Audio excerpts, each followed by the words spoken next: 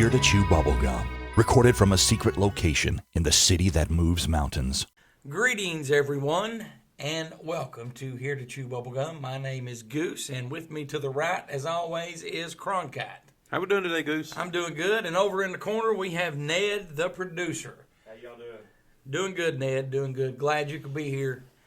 Ned was a little late today, held us up getting started. As usual.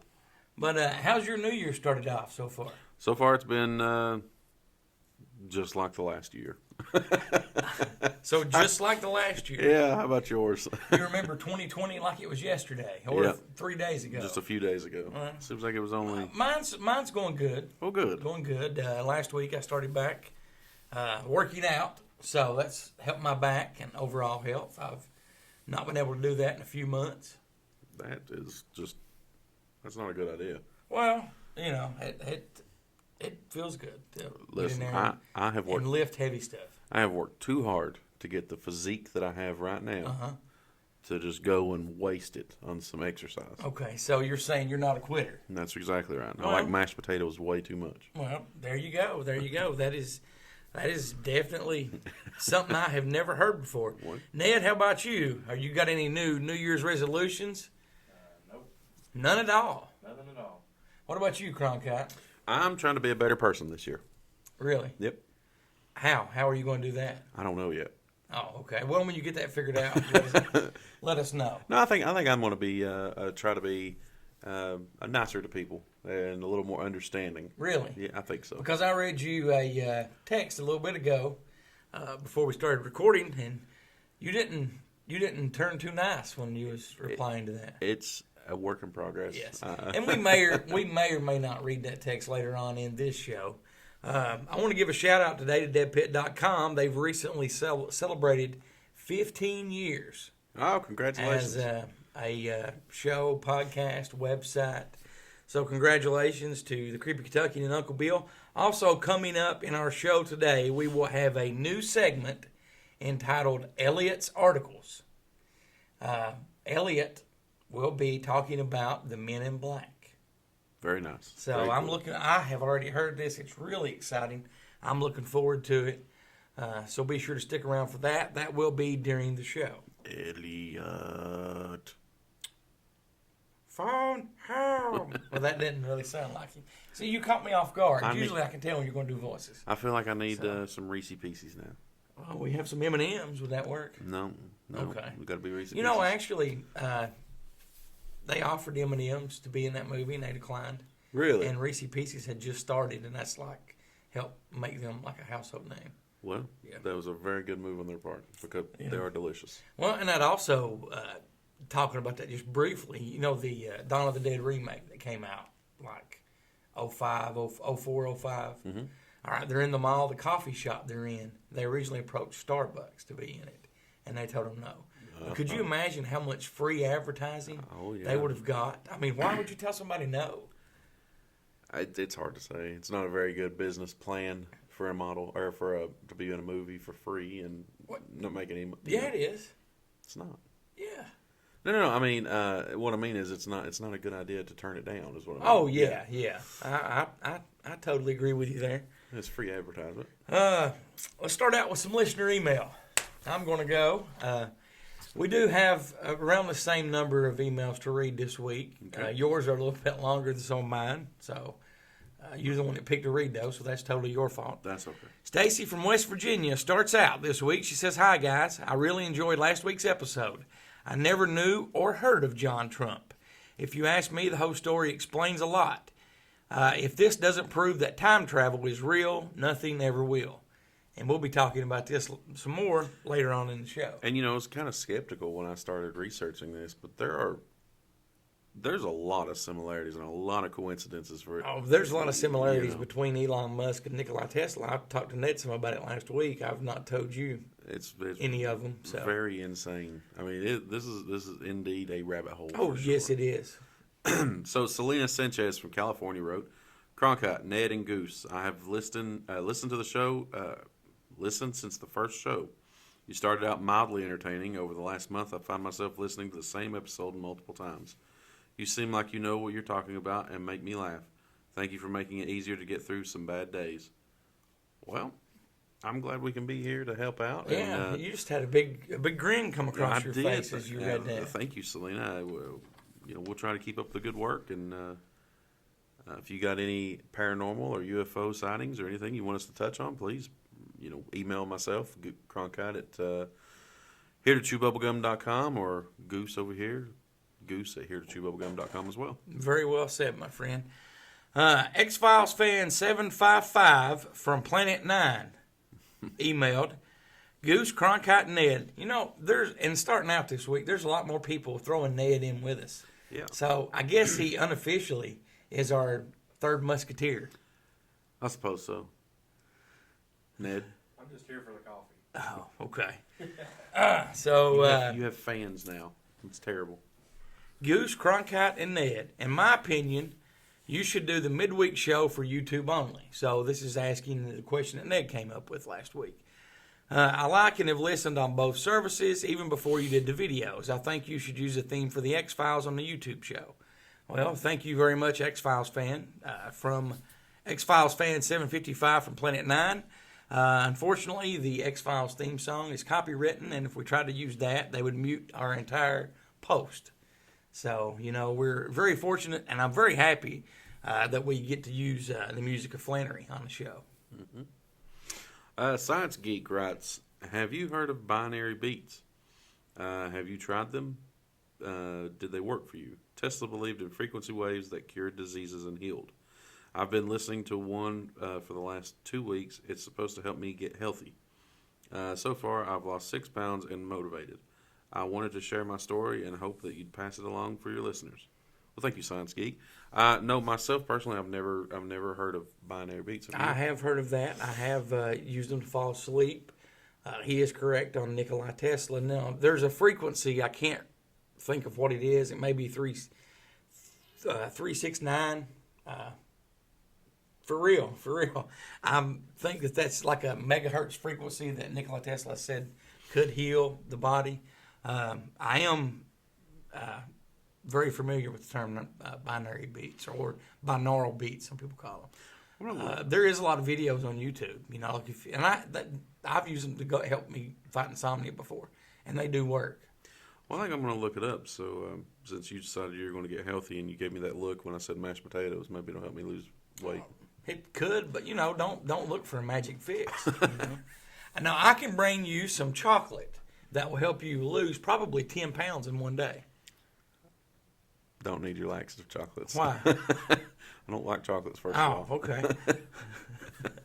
I can bring you some coffee that will help you lose 10 pounds in one day. Oh, boy. Ned's smiling from ear to ear, and he don't even know he's drinking it right now. Our next listener email comes from Gregory from Kentucky, and he said, hello, guys. I saw a few ships with different colored lights like you described a few weeks ago. And there's been quite a few people reach out to us since we talked about that. We're talking about Jimmy Carter and the ship that he described. Once we described it, you said you'd saw it. I had saw it. We had a listener last week who wrote in and said the same thing, and now Gregory from Kentucky said the same thing. It's exciting. Very exciting. And terrifying. There's a lot going on right now in today's just in the last week. And we'll get to that a little bit later in a separate show. So... Yes. So Casey Cooper from Missouri writes, here to chew bubblegum. Do the show on both platforms. I think it's better available and more ways to watch and listen. Thanks for explaining how you came up with the name of the show. Well, thank you for your suggestion, Casey. Yep. Harold from Tennessee asked, Cronkite and Goose, how are you guys doing?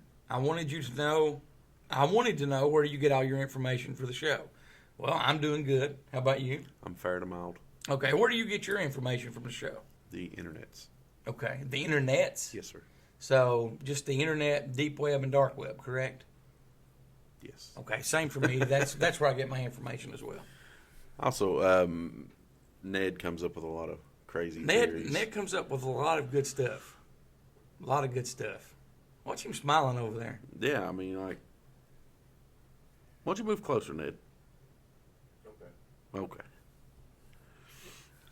So Amy, that lives in a van, Okay. says, I travel across the country in a van.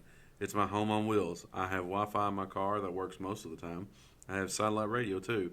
I stumbled across your show on Spotify a week or so ago. I really enjoyed it. I assume it's missing enjoyed. I think maybe she said she hated it. I don't know. It could be. Let's just assume that she said she enjoyed it. All right, I want to say that you enjoyed it, Amy, that lives in a van, and fall asleep with it playing sometimes. Well, you have to like it if you fall asleep with it playing. I would think so.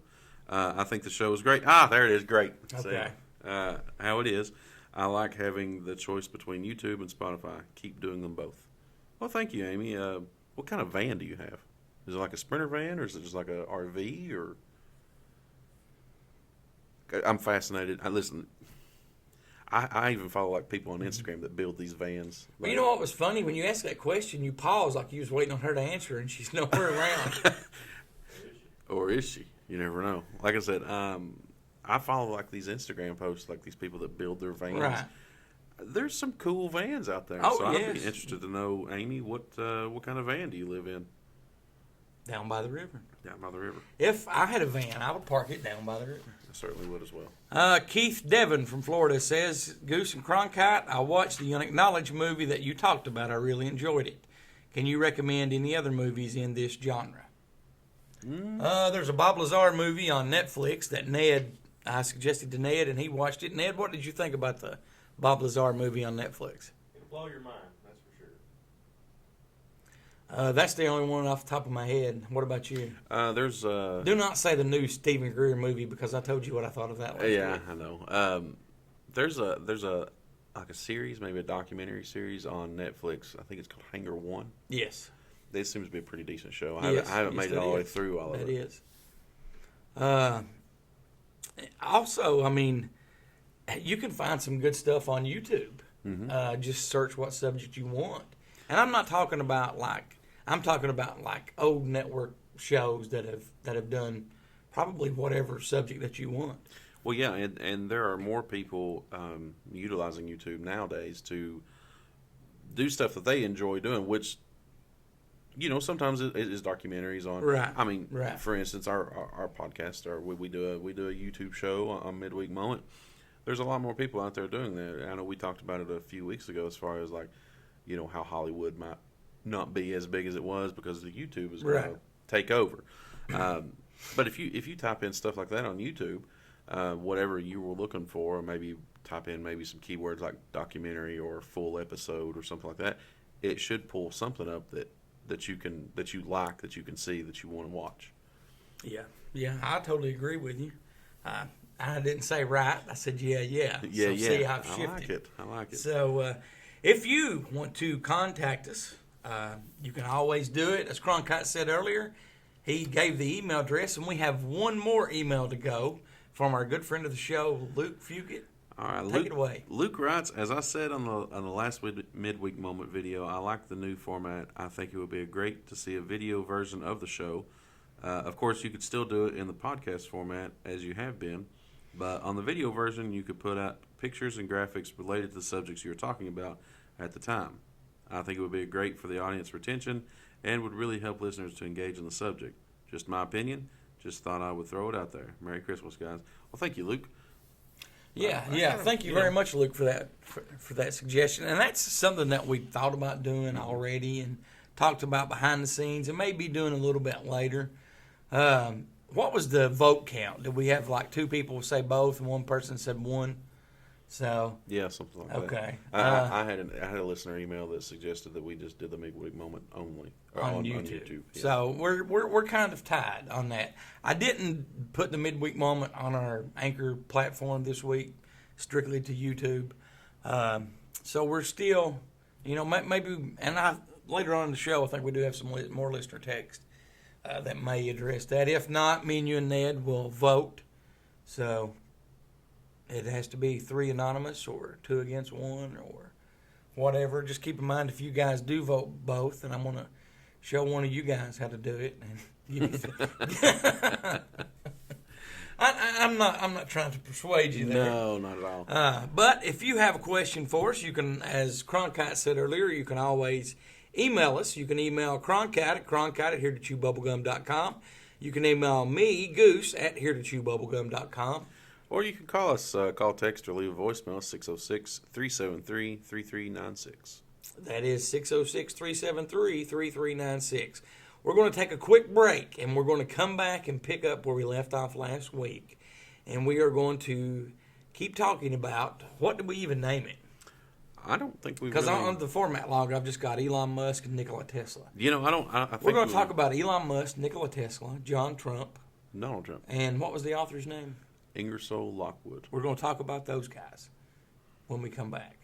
I'm looking forward to getting into this next segment. Yeah, this is very, very wild. We will be right back in just a few minutes.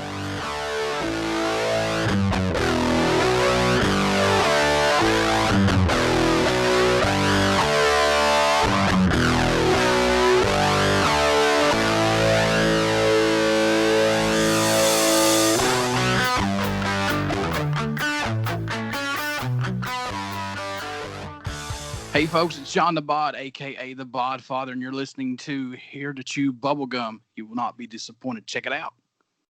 And welcome back, ladies and gentlemen. I'm Cronkite, as always, and the gentleman sitting next to me is Goose. Goose, how are you? I am good. Thank you very much for that introduction. Well, you're very welcome. So it's time to get started and pick up where we left off last week. I'm pumped. This is Ned's story. This is Ned's conspiracy. And it's actually turned out to be pretty daggone fascinating. Okay. Now, do you want me to start out? Because you ended last week with some people thinking that Elon Musk was Nikola Tesla cloned. Yeah, why don't you start out Okay. and see what you got, and then I've got some stuff here as well. Okay. Well, I will start out. And there are more similarities between Elon Musk and Nikola Tesla than there are differences. For starters, Elon Musk was born June 28, 1971 in South Africa. Okay. Nikola Tesla was born July 10th, 1856. So they are both Cancers. They share the same zodiac signs. Elon Musk's father was a South African electromechanical engineer, while Nikola Tesla was a mechanical engineer. Okay. So Nikola Tesla stood 6'2". How tall do you think Elon Musk is? 6'2". He is also 6'2". There's differences in their weights. They do have a similar appearance. Ned showed me a picture of both of them, and there are some similarities there. They both love to read. They both started their love for reading at a very young age. Okay, Elon Musk invented SpaceX and is exploring space. One of the many things that Nikola Tesla invented, he invented something that he observed unusual signals from space. And he speculated that this was communication from another planet. He mentioned this in a letter to a reporter in December 1899 and to the Red Cross Society in December 1900. Reporters treated this as a sensational story and jumped to the conclusion that Tesla was hearing signals from Mars. He didn't say where he heard them from, but he liked to explore space too. And his way of thinking about space was the same as Elon Musk is today. Now, okay, Elon Musk was born in South Africa, okay? And in the country of South Africa, they have 5 of the top genetic laboratories in the world that specialize. Some of them specialize in cloning. Some of them specialize in helping people, that have a hard time, that can't create natural, that help producing eggs and stuff like that. So he is born in a place not far. I didn't write down the name of the lab, but there's one about 10 miles from where he was born at. So there's a lot of similarities there. Now, I'm going to save a little bit more to the end, which is it's very possible he could be a clone. Or he could, I don't know if Nikola Tesla is still alive today. Okay. history, science would tell us no, he's probably not. But his death there's a big question mark there. And I'll talk about that after you explain to us, some of what you found. Okay. So Now, what do you think about those similarities? there are a lot of that's why I say there are a lot of similarities. It's just fascinating. Mm-hmm. But if all of this is just coincidence, Yes. that's a lot of coincidence. Oh, yes. It's very hard to wrap your head around that two people from different parts of history have this many similarities and even look similar. Right. It's very strange. Now their weight was about 70 pounds different. But Who's heavier? Elon Musk. But, you have to look at the way times are now. Mm-hmm. They didn't have fast food back when Nikola Tesla was around, Well, and all the preservatives and herbicides and things like that we And use. Nikola Tesla had a very strict diet, and he ate at exactly 8:10 p.m. every night until the day that his body was discovered in a New York hotel room. It's very strange. It gives me goosebumps. So I was kind of coming across a article here that says, kind of asks how Tesla and Donald Trump are all connected. Right. So just kind of like a recap, on January 9th of 43, 2 days after Nikola Tesla had died, in his New York City hotel, the FBI called MIT professor and esteemed electrical engineer John G. Trump. Right. So we know that Trump and Tesla are already Connected in this way. So the reason that he was called in was to basically determine if there were any of the belongings, that Tesla was working on were the government says could fall into the wrong hands. Right. So they were just trying to figure out, if he had invented anything of a weapon of mass destruction, or the death ray that he was talking about. And after 3 days of investigation, Trump, in fact, determined there was no risk. It turned out Tesla never actually made his death ray, but still the mystery and exaggerated claims, along with the soaring success and failures associated with Tesla, continue to be played out on a scale that only could have been imagined. So now these two profile electric vehicle companies, one named after the inventor's last name, Tesla, headed up by Elon Musk, very much an intellectual descendant of the inventor. This is an intellectual descendant. No, Right. He is him. So you are 100% convinced he's a clone. After reading what I have read, yes. Okay. I think it could be possible. I'm I think it's not very totally possible. convinced. I think it's very possible. So let's see. And then another one is the name Nikola after his first name. So you have two electric car companies that are both named after his Nikola first name, Tesla. his last Right. name. So both are creating huge wave and headlines throughout for very different reasons. 80 years later, yet those who believed in the man and his vision, maybe this isn't too surprising. It's also the case that Tesla, brash and successful, and Nikola, speculatively and troubled, both reflect facets of their own namesake.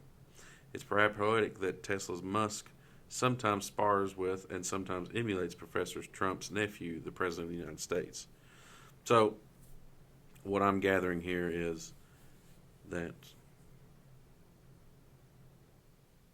Tesla may have been offended Right. by the fact that Trump's went in and took his stuff, and he was working for the government at the time. Right. It's not saying he went in and took the stuff Okay. for his own gain. Let me point something out here. Okay. Okay.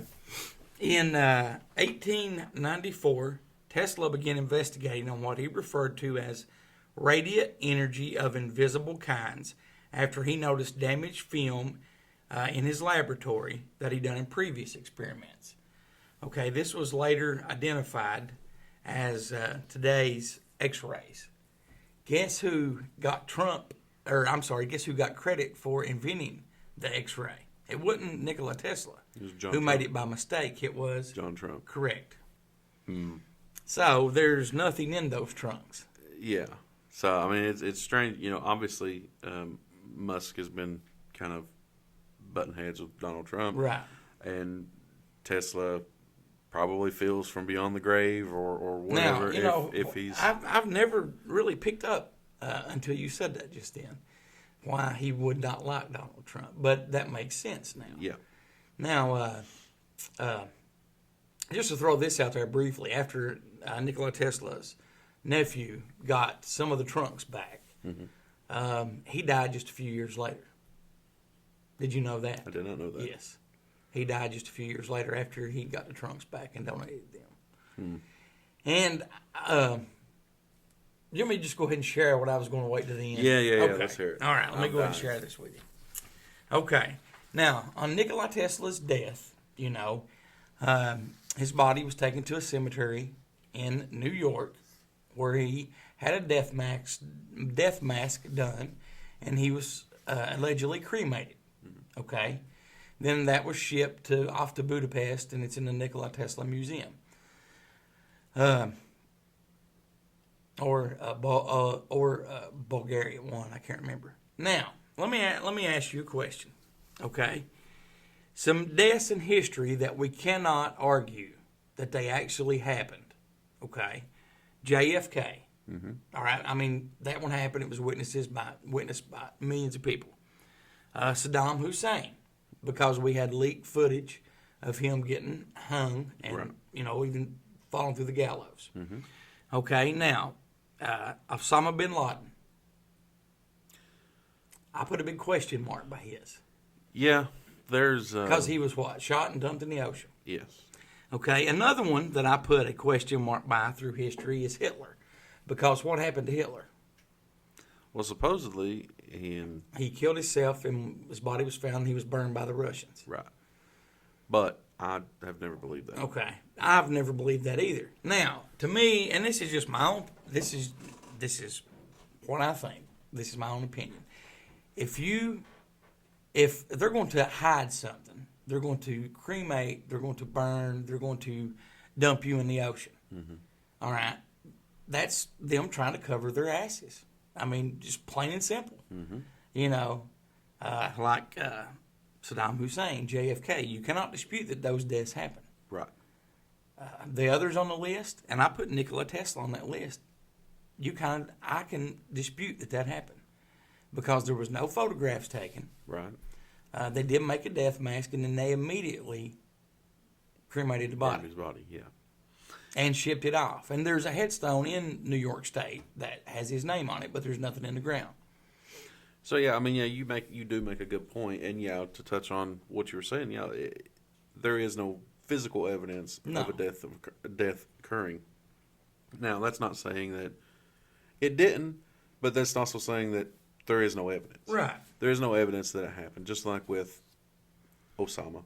Even though our government says that it did in fact happen, there were positive IDs, all of this. There were no, the American public, the world public No. did not see proof that No. that individual was killed. No. So yeah, Now, I kind of see what you're saying. If you have looked for somebody for as long as him, for instance, wouldn't you show the American people proof? This is the guy that orchestrated 9/11, and here's your proof that he's dead. I would think so. Yeah, and someone who massacred 3,000 people, or well, I guess it's more than that Yeah. if you Yeah. count the war. Yeah. And at that point, it's worldwide. It's not because the United States was not the only people in the war. But you're not going to just, it's him, we shot him, we threw his body in the ocean. Yeah, exactly. I just don't buy that. It's someone responsible for that many deaths. You figure would have a very public trial and a very public possible execution. Yeah, definitely. Not saying that we should have public executions. Now, I'm saying right. for something like that. Now, you would figure. I don't know if Nikola Tesla died when they say he died. Right. I do find it strange the way that they handled his death. I find it strange just a few years after getting the trunks back, and there was other trunks missing, and his nephew made a stink about that, and made a big scene about that. I find the big question mark there that he died. That is very true. Do you know how old he was when he died? He was. I'm thinking he might have been in his late 50s, early 60s. So it probably wasn't. It probably wasn't just old because age. Tesla was 86 when he passed, or Right. supposedly passed away. I Well- actually think he lived a little bit longer. And he wouldn't have even, quote unquote, died then had he not been hit by a car. Right. You know, which is If that happened. right. You know, he had an arrangement made out to sell his death ray to the Russians. He offered it to the United States government first. They turned it down. Supposedly, they turned it down. So he's making waves. Oh, yeah. Yeah, he was definitely making waves. Now, you can go in and take his stuff and look at it in 3 days and say, no, there's nothing here. But then, years later, you come back and you invent something that he'd already invented by accident in 1894. Mm-hmm. You know, I think John Trump got credit for quite a few of his inventions. I think he did too, and I think you're right.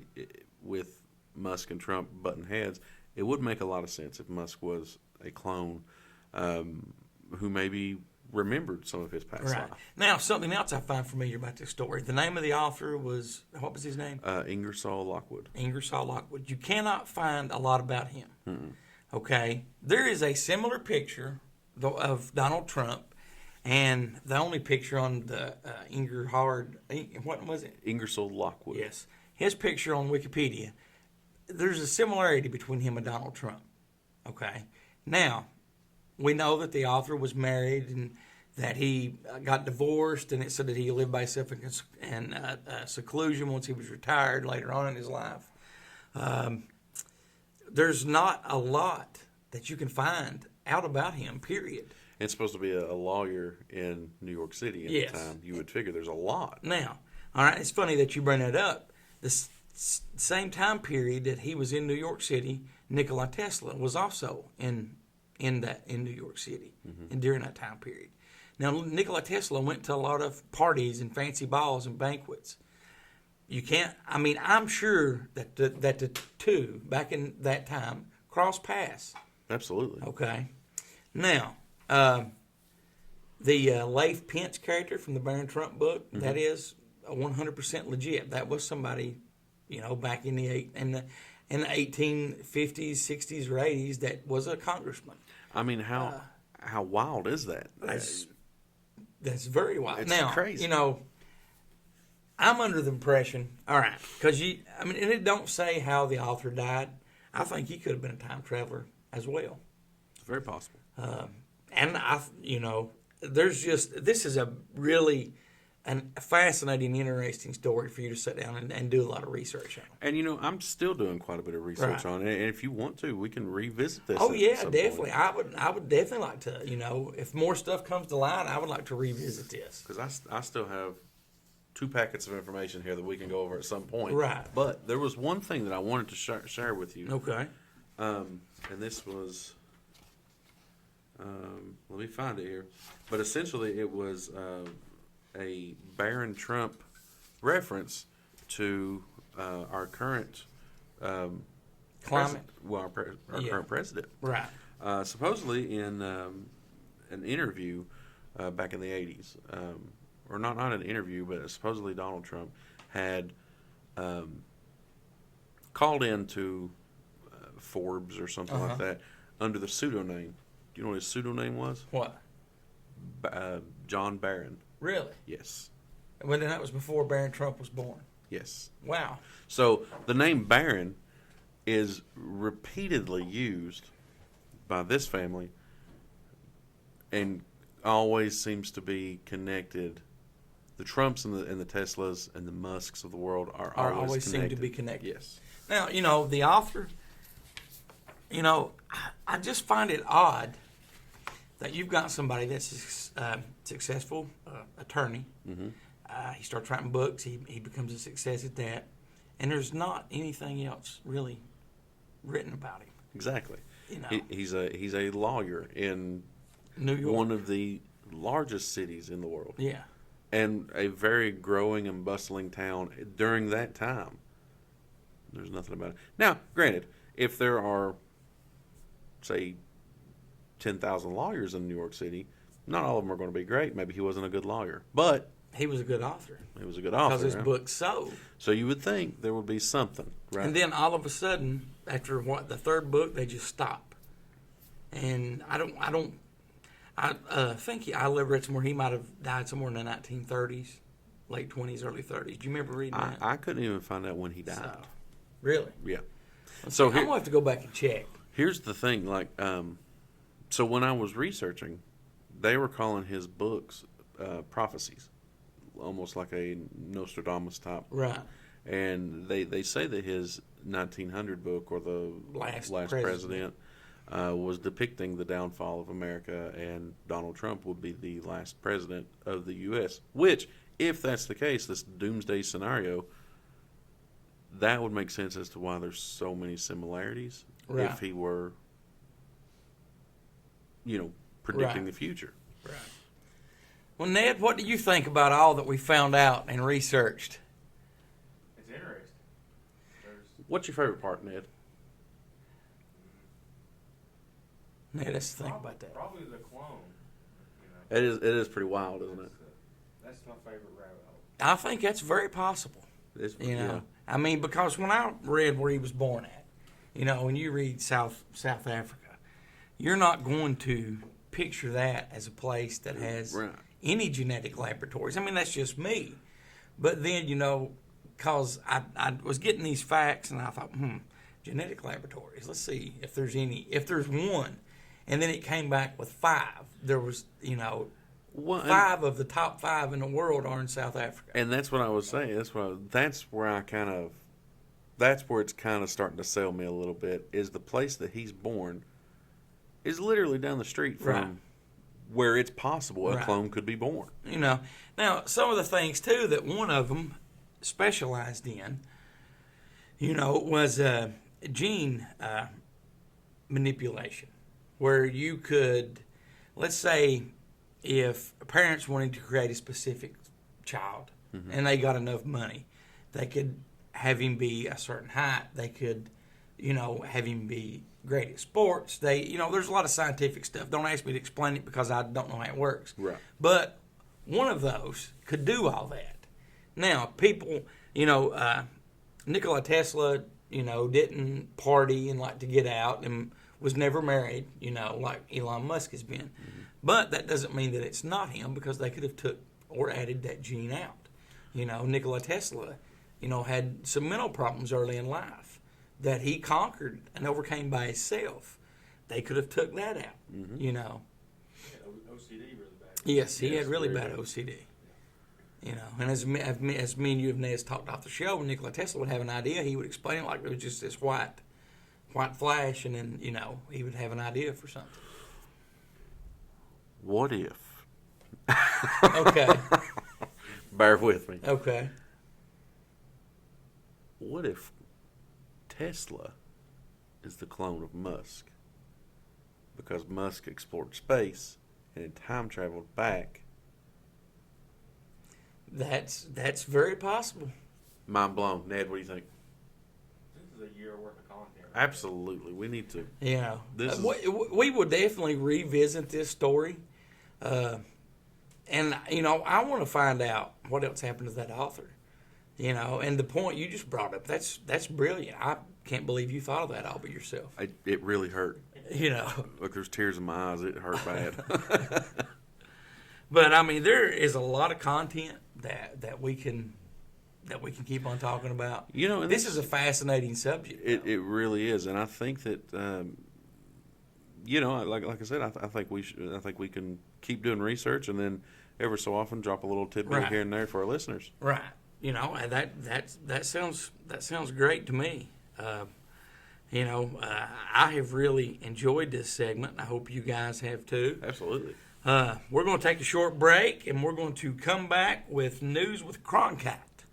You're listening to. Here to chew bubblegum. We'll be right back. Hey, folks, it's the Creepy Kentuckian from Dead Pit Radio. And when I'm just sitting around needing something to listen to, I'm checking out Here to Chew Bubblegum. Are you a horror movie fan? Yeah, I dig horror movies. Are you searching for a great internet horror talk radio show to listen to? Why, sure, that sounds quite spiffy. Then you need to tune in to deadpit.com. It's the original horror talk radio show. Dead Pit is a show by the fans and for the fans. Uncensored and unbiased opinions are the goal of the show, giving fans honest reviews on new films and vintage classics of the horror genre. Make deadpit.com your #1 horror station destination.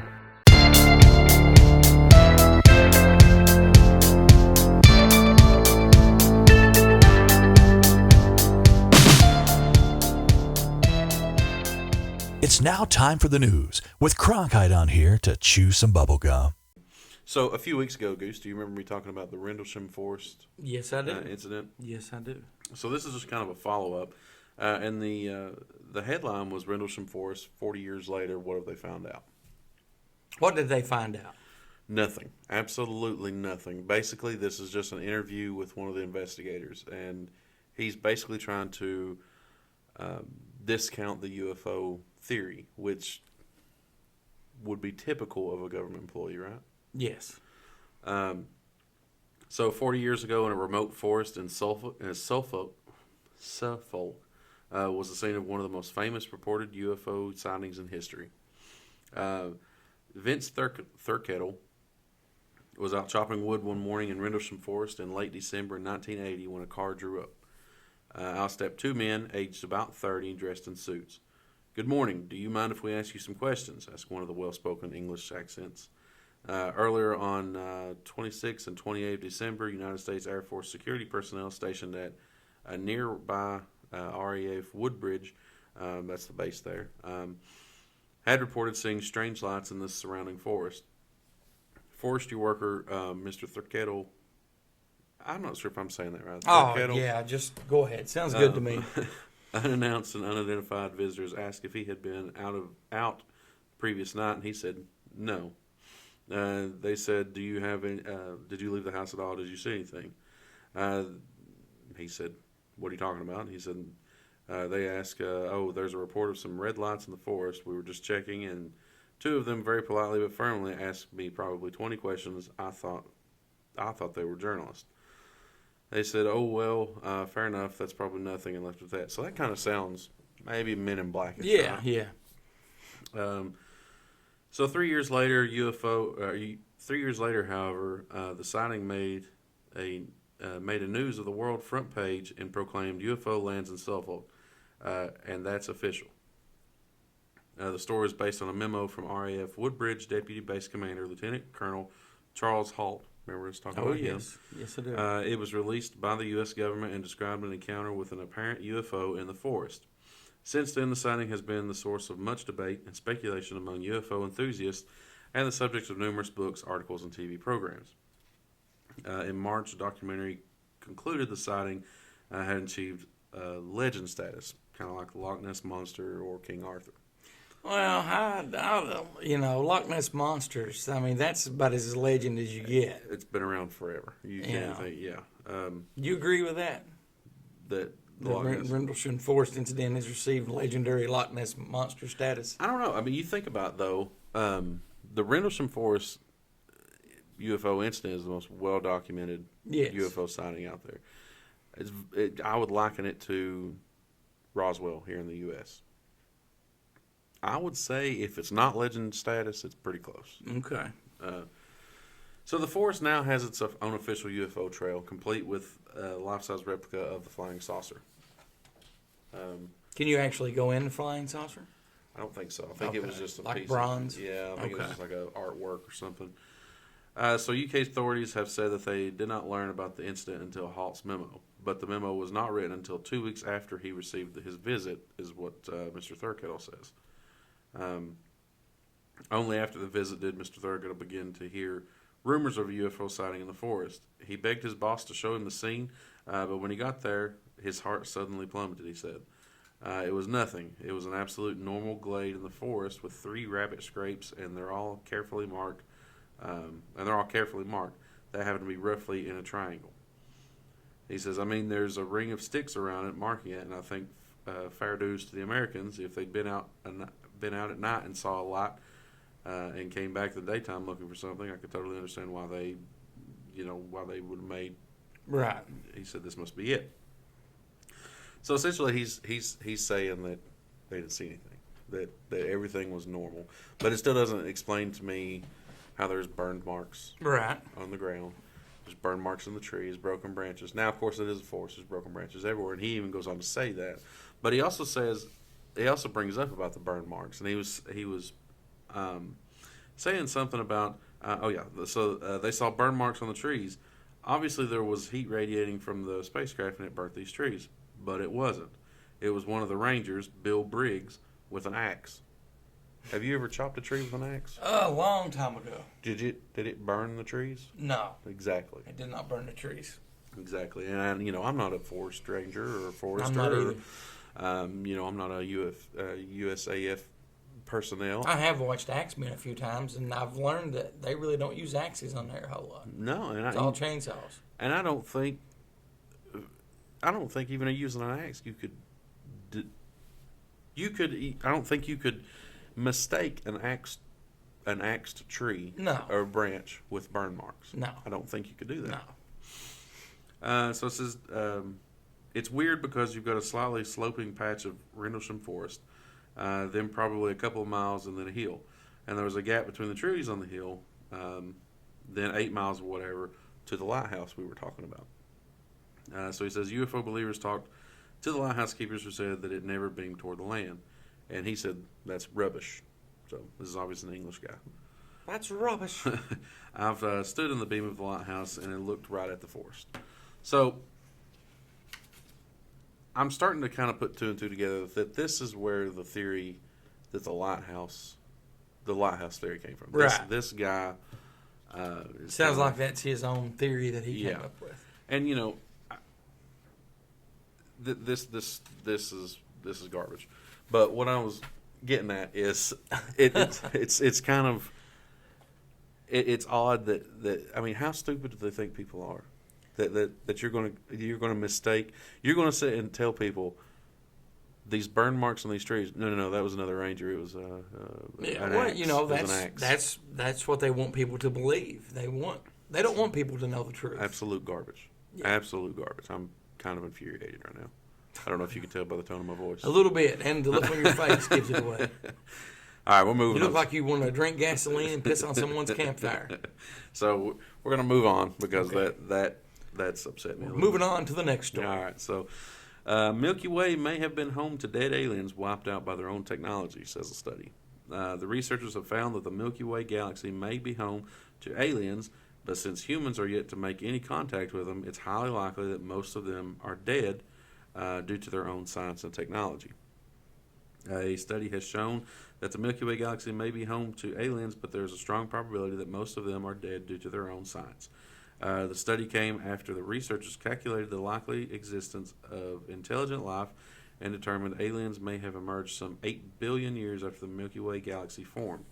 Since humans are yet to make contact with the alien life, the researchers included the study that the progress of science and technology inevitably results in the destruction of civilizations.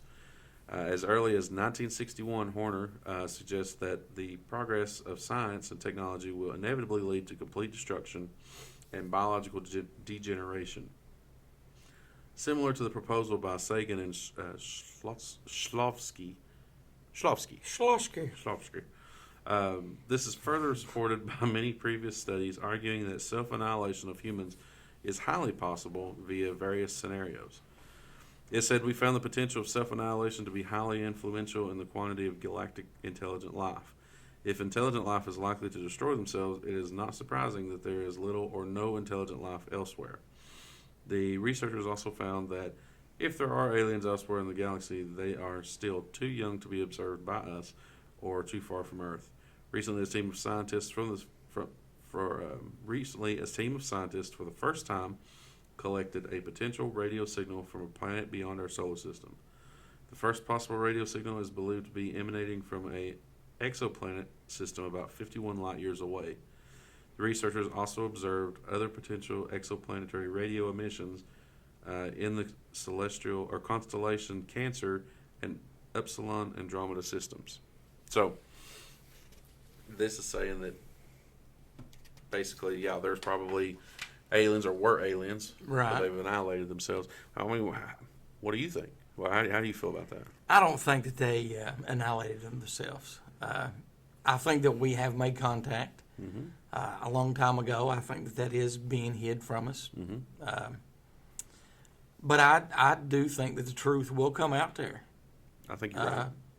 And it's a good possibility it'll come out this year. I mean, and it kind of did already this past year in April. And We've talked about that before. Nobody blinked an eye. And nobody paid attention. It's wild.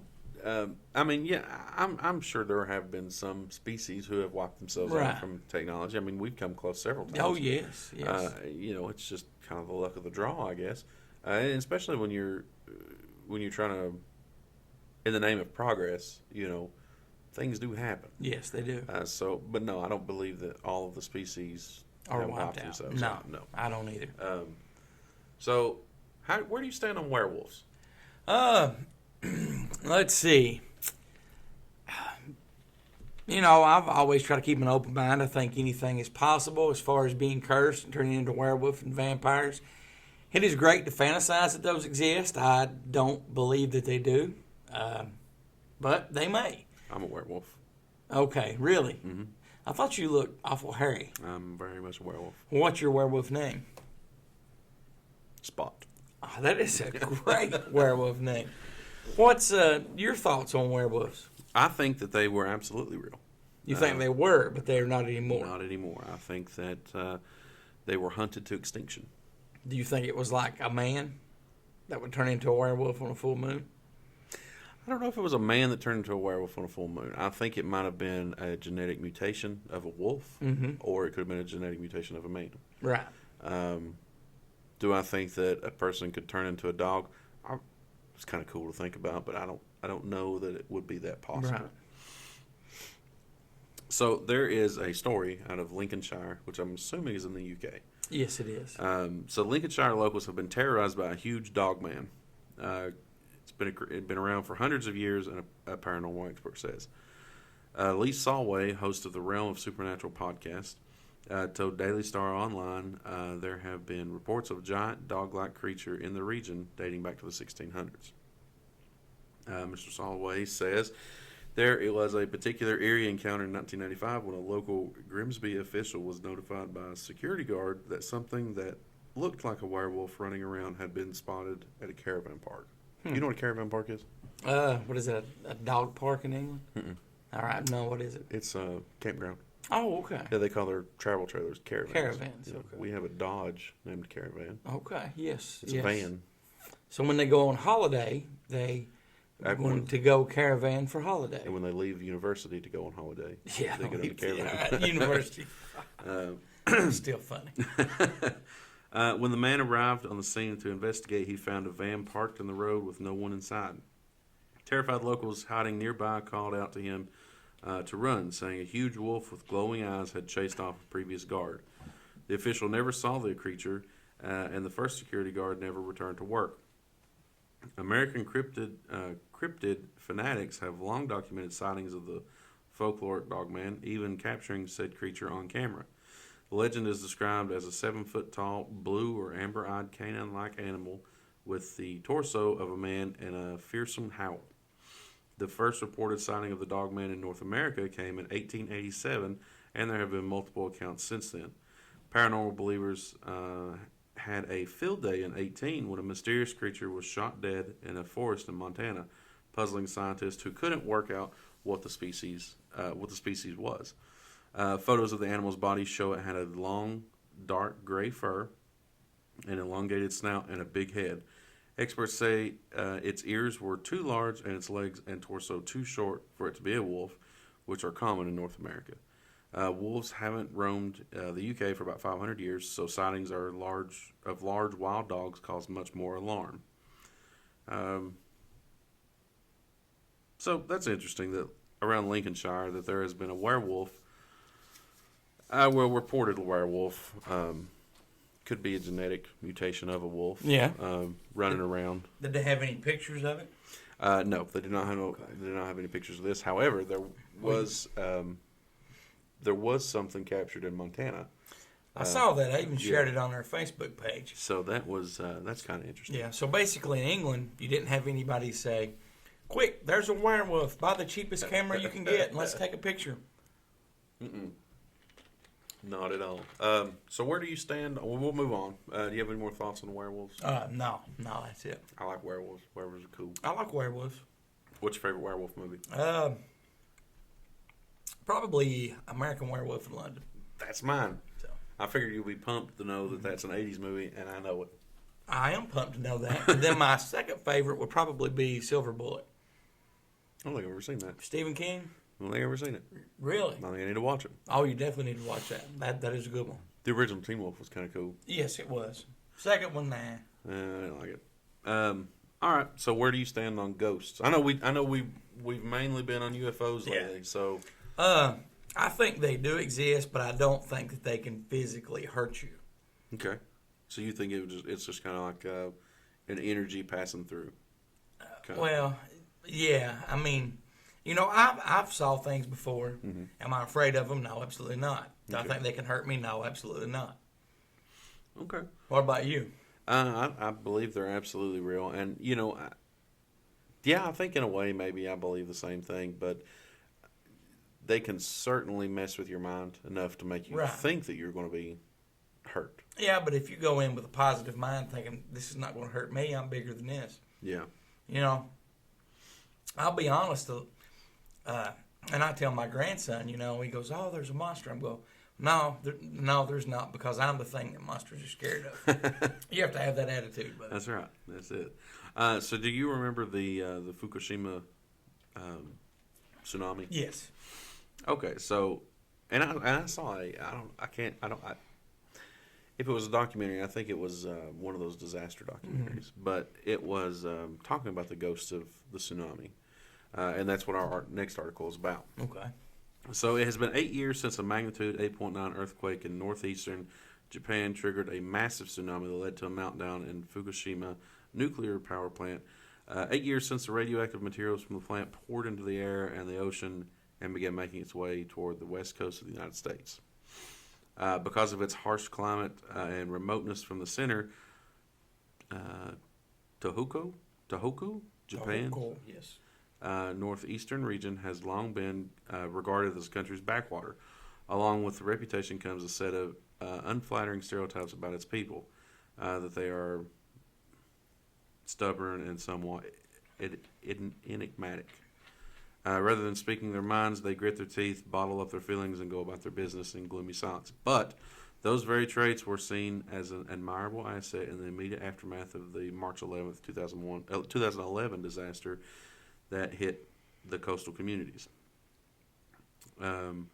Journalists reporting from the disaster zone commended the resilience of the people, marveling at the restraint demonstrated by survivors, many of them whom had lost everything. So Richard Lloyd Prairie's book, Ghost of the Tsunami, explains, however, that such preconceived ideas about regions and their peoples are no more than half-truths.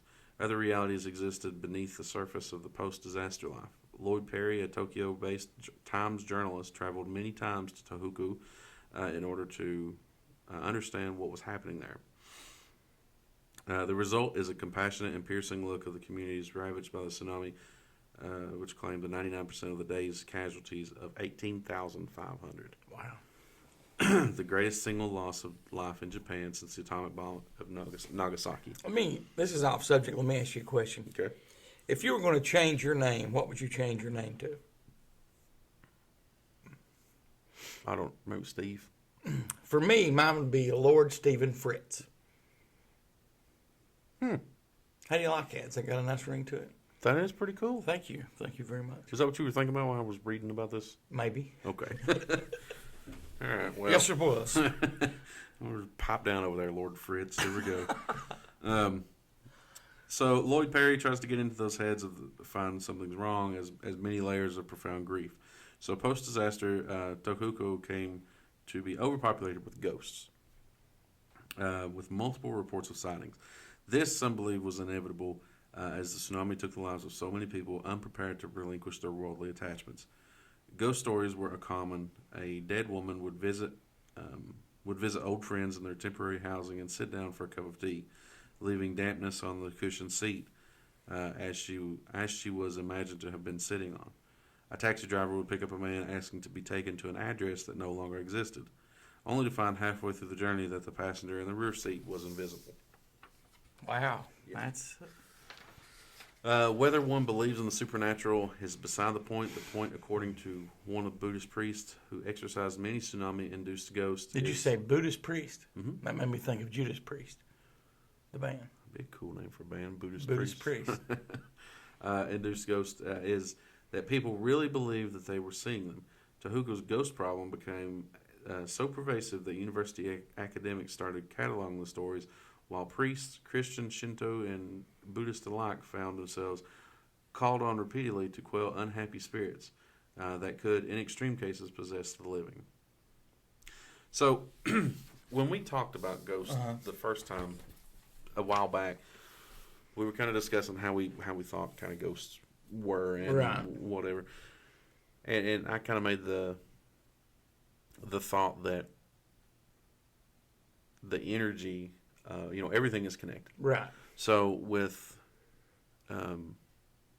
that would have been a terrible way to die, a tsunami. Yes, yes. Being that it was a very traumatic, very public, very disastrous, scary, horrible, terrible way to go, I believe it did leave the scar on that area. It's very possible that they are seeing the ghost of these people. It's very wild, very weird. And I don't remember where I read this, but people have claimed, and I can't remember where I read it at, but they claim, let's say, that somebody dies and they weigh 260 pounds. When they get to the funeral home or the place that preps the body, they'll weigh the body, and the body will weigh 7 pounds less, 253 pounds. And that's documented in cases all over the world that, they're 7 pounds lighter. And some people say that, that's your spirit or whatever. It's actually left your body. Your spirit, energy, whatever you call it. But I always found that fascinating. It is fascinating.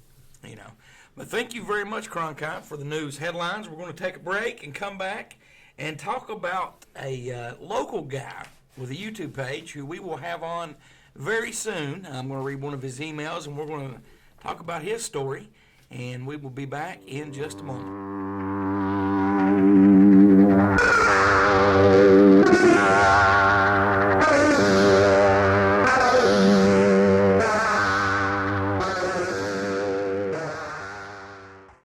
Do you have a Roku device?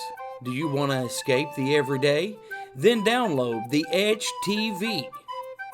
That is the Edge TV on your Roku device, spelled capital T, capital H, #3. Let James, Stacy, Greg, and the rest of the gang keep you entertained. The Edge TV, available now on Roku. Be sure to check out HereToChewBubblegum.com. And welcome back to the show. My name is Goose, and with me to the right is Cronkite. Cronkite, very exciting news segment we just had. It certainly was. Where do you find all those news stories? The internets. The internets. I love that. Love it. You remember a few weeks ago I was telling you about a local guy who had contacted us through the Facebook page. And he has a YouTube channel and has videos of UFOs.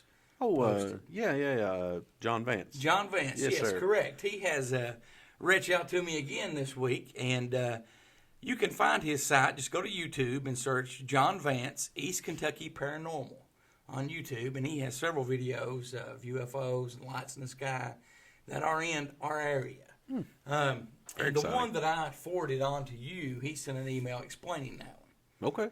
It starts out, when I captured this, me and our neighbor who lived directly behind us were standing out in her front yard, and I was telling her and my wife both how these strange things I had been seeing felt like they reached out to me, but it seemed as I could see them, and no sooner than I got done saying this, the object in the video appeared.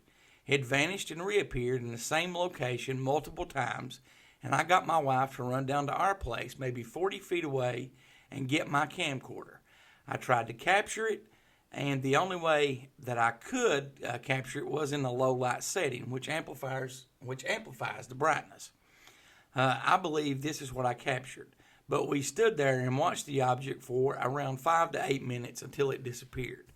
John, thank you very much for that email, and we will have you on the show. We will do an interview with you in the next couple of weeks. Before the end of January, we will definitely have John on the show.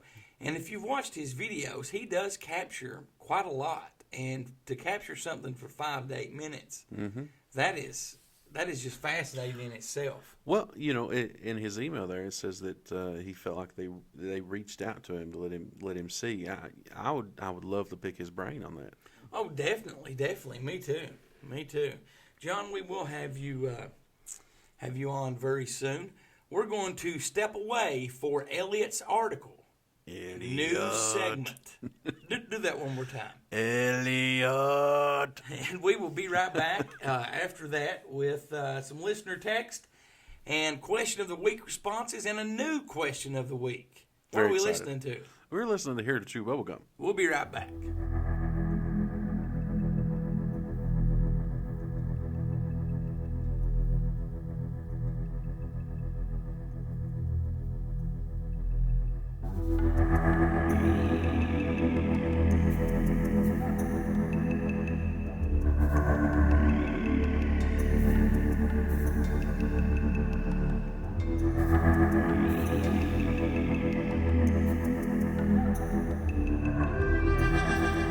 Good morning, good afternoon, good evening, whatever time you may be listening. This is Elliot from the Here to Chew Bubblegum podcast with a special report on the Men in Black.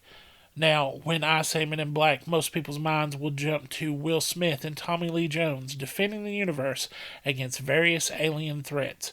But what if I were to tell you that the real Men in Black may be a sinister group and may actually be the threats themselves?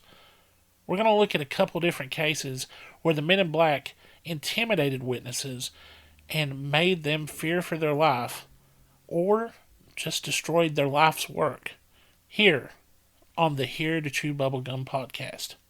There have been Men in Black encounters recorded as far back as 1940, but the first one that I want to mention to you happened in September of 1976. Dr. Herbert Hopkins was an investigator working as a consultant on a UFO case in Maine.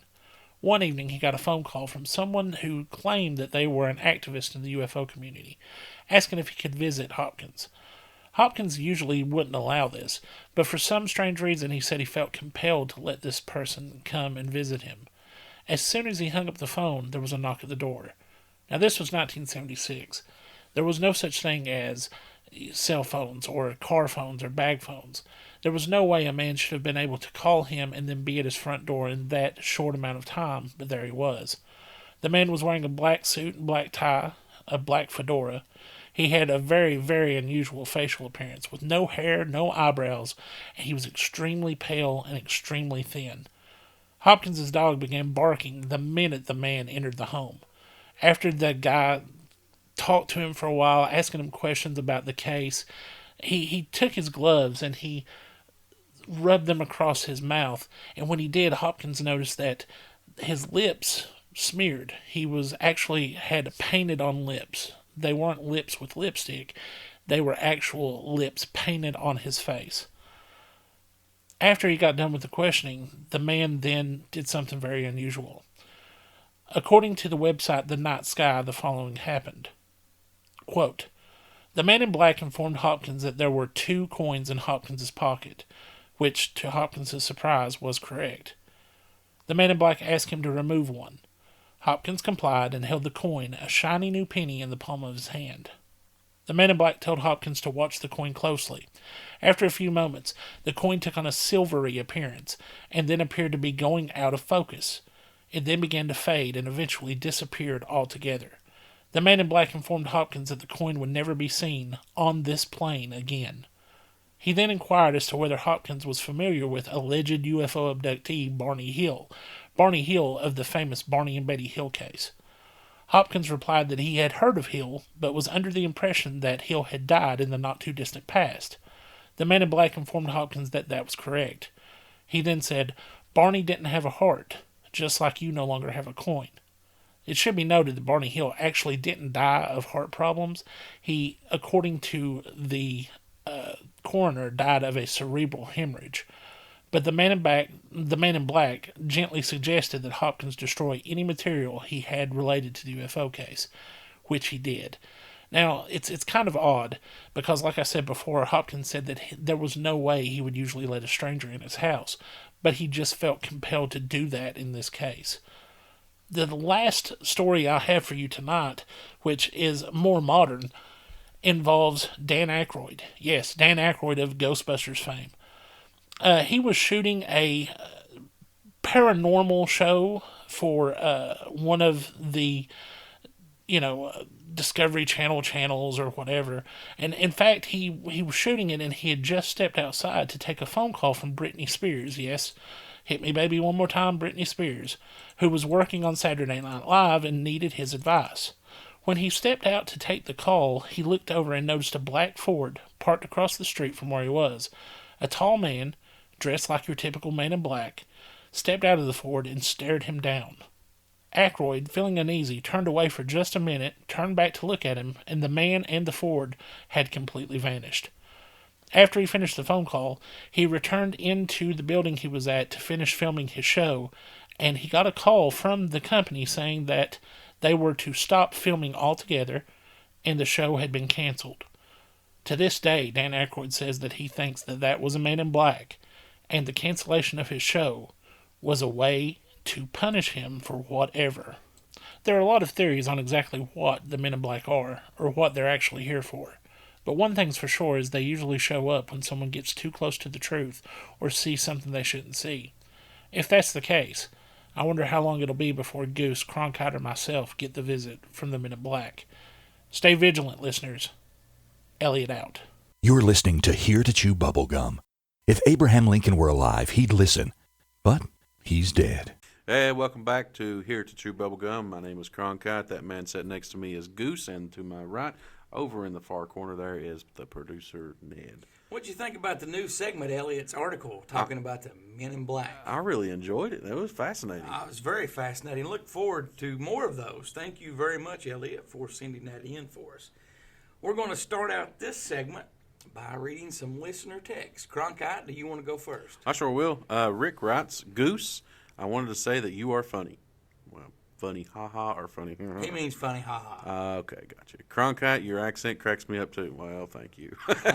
You guys are ear candy to the extreme. Kick ass. Well, thank you, Rick. Ear candy. See, he enjoyed that, you calling us getting called ear candy. Yeah, it was amazing. Our next text, the guy or gal didn't leave a name or an ID. I'm calling about your car's extended warranty. Not really. Hello, Goose, Cronkite, and Ned, the producer.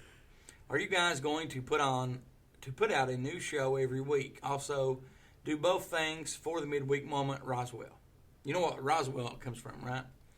The old Midnight in the Desert, Art Bell. Mm-hmm. Some of his guests, they would end instead of saying goodbye or bye, they'd say Roswell. Yeah, we're going to be doing a show every week. Mm-hmm. If there is ever a situation where we can't do a show on Sundays, we will pre-record that, or maybe have a best of compilation or an interview show of our past interviews. What do you think about that? I think it's an excellent idea. I think now that we're kind of into it a little bit, we have more than enough content to do a best of, or even an interview, because we have some really good interviews out there.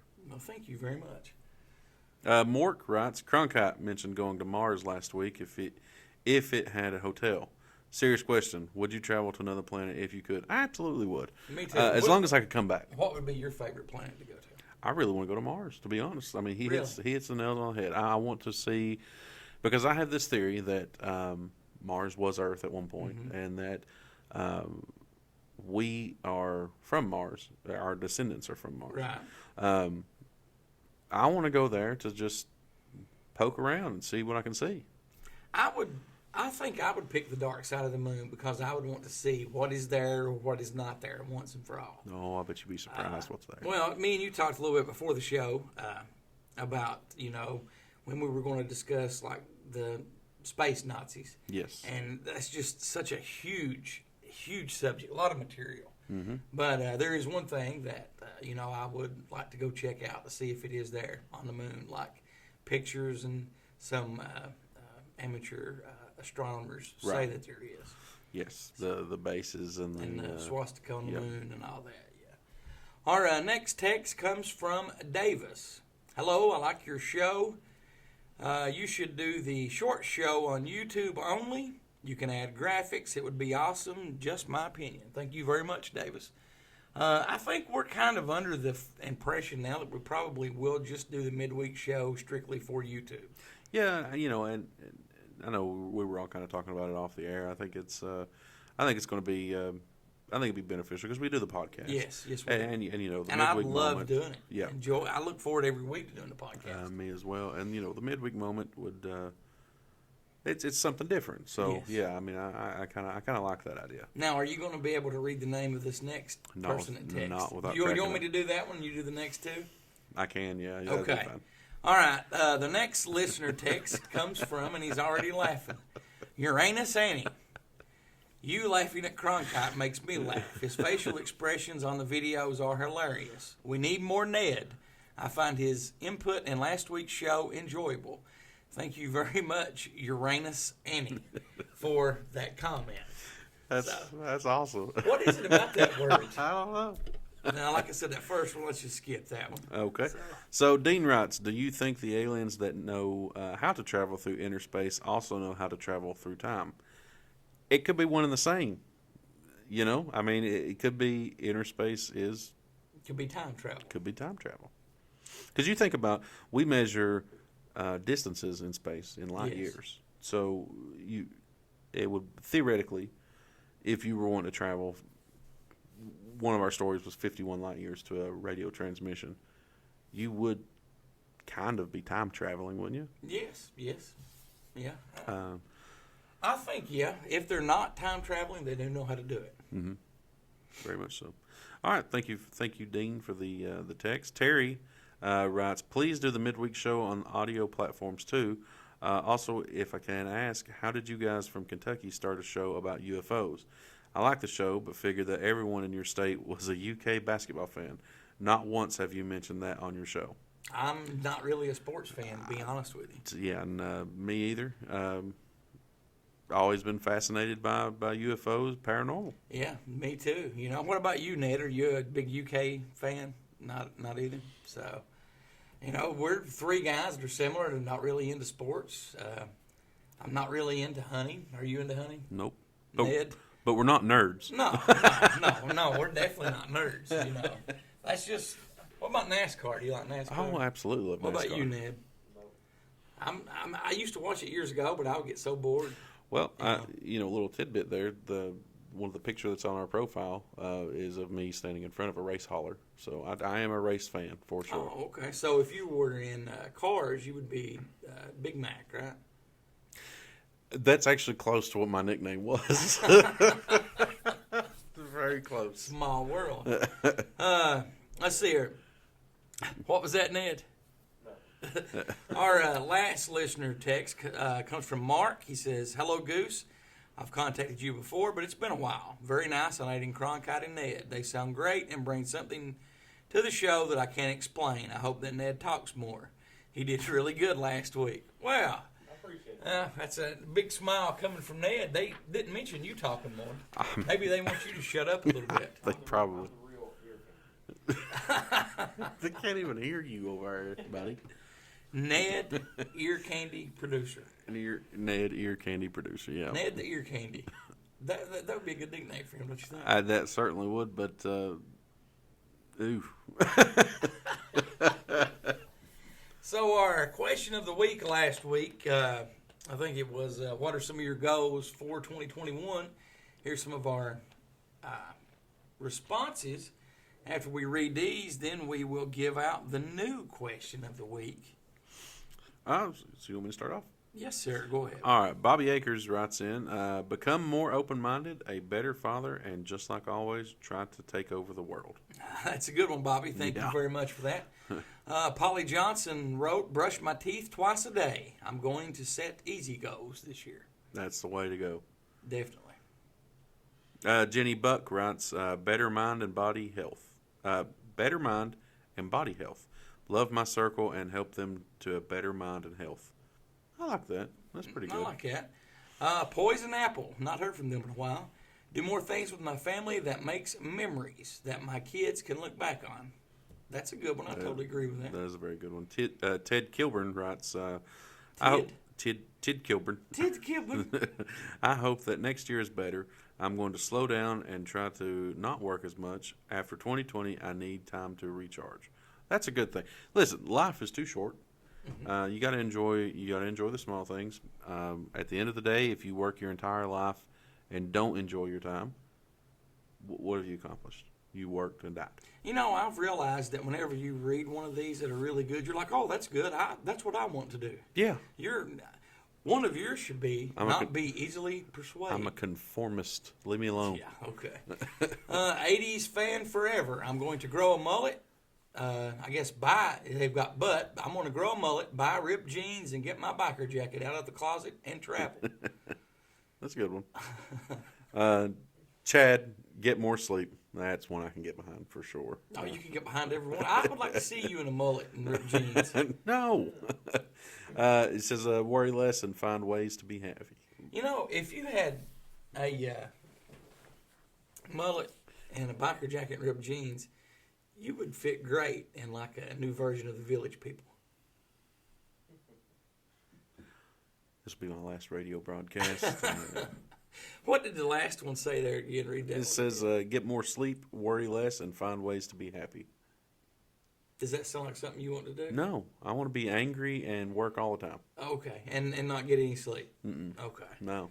Your nap every day is out. I'm not getting behind any more of these stories. Okay. So your nap every day is out.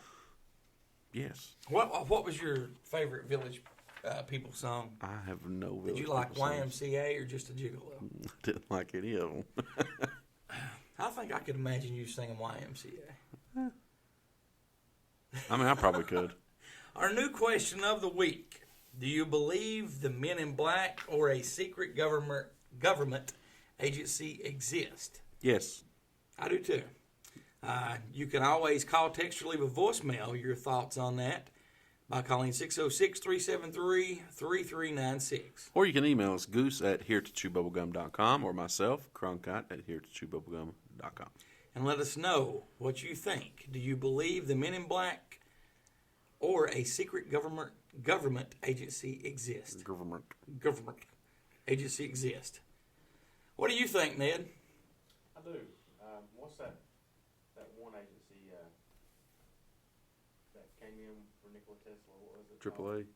No, it was it supposedly don't exist anymore. It was the Alien Office of Property or something like that. I still think that exists, but they're trying to make us think it doesn't. Yeah. Well, it supposedly got shut down, I think, in the 50s. But what that was about, and and why'd you wait to the end of the show to bring it up? Because, Nikola Tesla was a citizen. That agency was specifically set up and targeted people that weren't U.S. citizens that were a threat to our national security, supposedly. Hence the alien part, right? Or, yeah. Well, or was it about alien, not of this country? Right. That's what I mean. Is like yeah. That's what they meant the alien exactly. part. Right? Okay. Exactly. But again, our new question of the week: do you believe the Men in Black or a secret government agency exist? I wanted to say it one more time to see if I could say it without getting tongue-tied, and I did. Very good. Very good. And you know how to contact us. We're going to end the show for this week. Don't forget, by the time you hear this, it'll already be over, but we're going to be doing a Facebook Live show today at 1:30 p.m. Looking forward to that. What about you, Cronkite? Me too. I can't wait.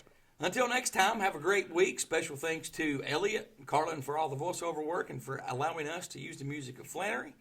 The Creepy Kentucky and Uncle Bill and ST3B over at deadpit.com. Again, happy anniversary.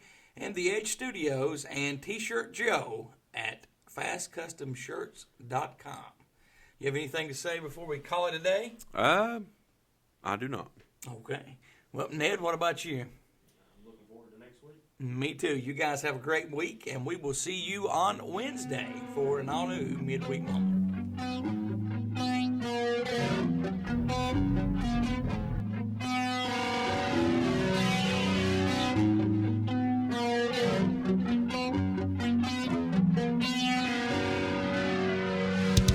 Thanks for listening to Here to Chew Bubblegum. Tune in next time as we dive deeper into things the government doesn't want us to know.